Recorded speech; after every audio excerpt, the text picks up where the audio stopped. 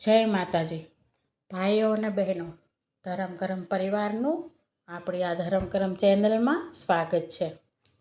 નવરાત્રિ ચાલે છે ત્યારે આપણે નવદુર્ગાની વાતો કરીશું. તો હવે ત્રીજી નવરાત્રિ ત્યારે માં ચંદ્રઘંટાની વાત, ચંદ્રઘંટા માતાની કથા કરીશું. નવદુર્ગામાં માતા ચંદ્રઘંટાનું ત્રીજું સ્થાન છે. ચંદ્રઘંટા ઉપરાંત ચંડિકા અને રણચંડી પણ એમનું નામ છે. એવું માનવામાં આવે છે કે મા ચંદ્રઘંટા એમની કૃપા અને બહાદુરીથી મનુષ્યમાં સાહસ પ્રદાન કરે છે. એની કૃપાથી એના ભક્તોની તકલીફ જેવી કે શારીરિક કષ્ટ, પાપ અને માનસિક અશાંતિ પણ દૂર કરે છે. શાસ્ત્રોમાં વર્ણવિત કથા આ પ્રમાણે છે.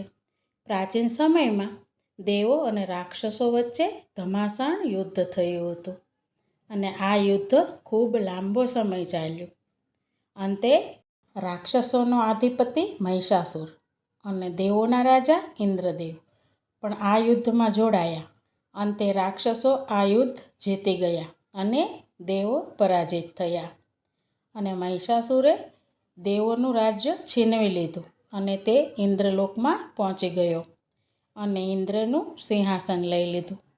પછી સૂર્યદેવ, અગ્નિદેવ, ચંદ્રદેવ, વાયુદેવ વગેરે દેવો આગળથી પણ બધાના પદ છીનવી લીધા અને હાહાકાર મચાવી દીધો. અંતે દેવો થાકી ગયા અને મહાદેવ આગળ ગયા અને બધી વાત કરી અને કહ્યું ક્યાંય વિચરણ કરવું પણ મુશ્કેલ બની ગયું છે.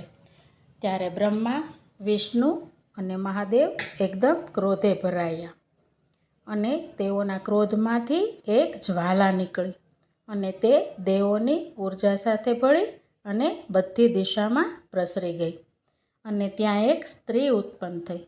તે શક્તિને મહાદેવે ત્રિશૂળ, નારાયણે ચક્ર અને દેવોએ પણ પોતપોતાના શસ્ત્રો પ્રદાન કર્યા.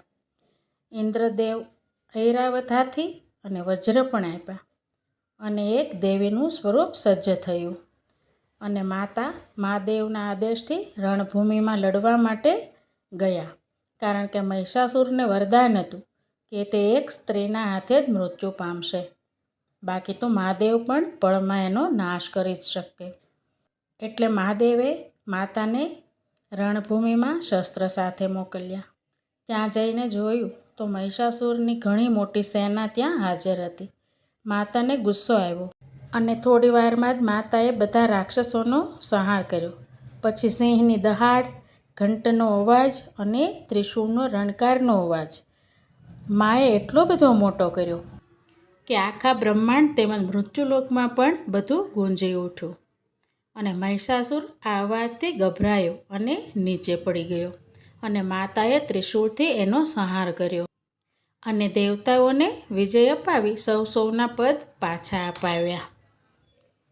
આમ નવરાત્રિમાં ત્રીજા દિવસે મા ચંદ્રઘંટાની પૂજા કરવામાં આવે છે.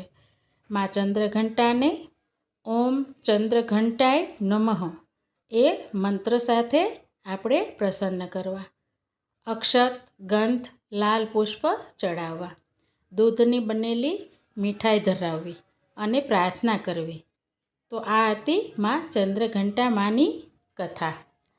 નવદુર્ગા છે એ એક જ માં પાર્વતી, ભવાની, પણ બધા અલગ અલગ સ્વરૂપ. જે સમયે જ્યારે જરૂર પડી ત્યારે માતાએ આવી રીતે ઉત્પન્ન થઈ અને લોકોનું અને દેવોનું કલ્યાણ કર્યું છે.